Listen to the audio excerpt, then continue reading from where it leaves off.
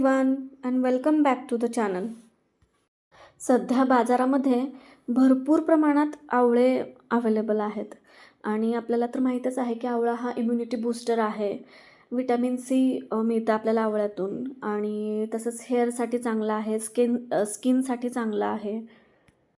So आज मी तुमच्याबरोबर आवळ्याची एक रेसिपी शेअर करणार आहे आणि जर तुम्हाला सर्दी खोकला असेल तर तुम्ही हे आवळा रसम ॲज अ सूप म्हणून पण घेऊ शकता किंवा तुम्ही हे आवळा रसम भाताबरोबर पण एन्जॉय करू शकता. सो रेसिपी स्टार्ट करूयात. इथे मी 4 आवळे घेतलेले आहेत. ते स्वच्छ धुवून घेतलेले आहेत. तर त्या आवळ्यांचे आपल्याला छोटे छोटे तुकडे करून घ्यायचे आहेत. मिक्सरच्या भांड्यामध्ये थोडीशी काळी मिरी, थोडंसं जिरं, अद्रक, लसूण, आपण जे आवळे कट करून ठेवले होते ते आणि एक टोमॅटो बारीक चिरून या सगळ्याची पेस्ट करून घ्यायची आहे आपल्याला. एकदम फाईन पेस्ट करून घ्यायची.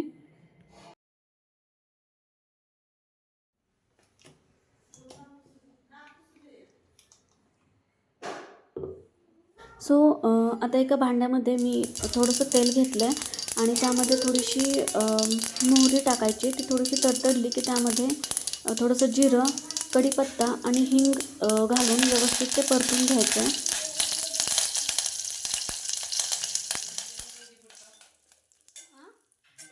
नंतर यामध्ये आपण जी आवळ्याची पेस्ट बनवली होती ती घालायची आहे आणि ती व्यवस्थित परतून एक 5 मिनिट झाकण ठेवून एक वाफ द्यायची आहे त्या आवळ्याला.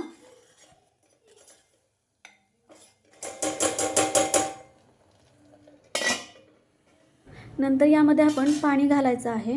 तर कन्सिस्टन्सी आपण नंतर ॲडजस्ट करू शकतो कारण रसम तर तशी तर थोडीशी पातळच असते.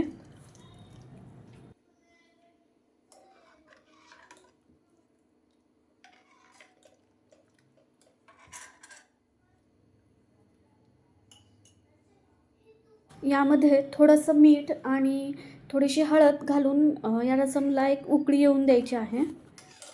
आवळ्यामध्ये विटॅमिन सी असतं आणि जर तुम्हाला प्रश्न पडला असेल की विटॅमिन सीला जर बॉईल केल्यानंतर विटॅमिन सी कमी होतं किंवा त्याचे न्यूट्रिशन्स कमी होतात, तर असं काही नाही आहे. कारण विटॅमिन सी असणाऱ्या फळांमध्ये फक्त आवळाच हे एक असं फळ आहे की ज्याला बॉईल केल्यानंतर सुद्धा त्याचे विटॅमिन सी कमी होत नाही किंवा त्याचे न्यूट्रिशन्स पण काही कमी होत नाहीत. एक उकळी आल्यानंतर यामध्ये शिजवलेली तुरीची डाळ घालायची आहे. तुम्ही मुगाची डाळ पण घालू शकता आणि नंतर एक 5 मिनिट उकळू द्यायचं आणि मग आपलं आवळा रसम रेडी आहे. मला साऊथ इंडियन फूड प्रचंड आवडतं आणि त्यामध्ये हे वेगवेगळे जे रसम राईस असतात ते तर खूप आवडतात. सो मी अशाच वेगवेगळ्या रसमच्या रेसिपीज ट्राय करत असते आणि ही रेसिपी मला मिळाली आणि मी ती ट्राय करून बघितली. मला तरी ही आवळ्याची रसम रेसिपी खूप आवडली आणि त्याचबरोबर ती इम्युनिटी बूस्टरसुद्धा आहे. सो तुमच्याबरोबर ही रेसिपी मला शेअर करायची होती. तर तुम्हीसुद्धा ही आवळ्याची रसम रेसिपी ट्राय करून बघा आणि तुम्हाला रसम राईस एन्जॉय करायचा असेल किंवा ॲज अ सूप म्हणून एन्जॉय करायचं असेल, जसं तुम्हाला आवडेल तसं एन्जॉय करा, पण एकदा करून बघाच. आणि जर रेसिपी आवडली असेल तर कमेंट करायला विसरू नका. कारण तुमची एक कमेंट माझ्या चॅनलला ग्रो करण्यासाठी खूप हेल्पफुल आहे. तुमच्या लाईक्स आणि कमेंट्समुळे मला आणखीन वेगवेगळे व्हिडिओज बनवण्यासाठी एक प्रोत्साहन मिळतं. सो जर व्हिडिओ आवडला असेल, रेसिपी आवडली असेल तर नक्की लाईक, शेअर आणि सबस्क्राईब करा. थँक्यू.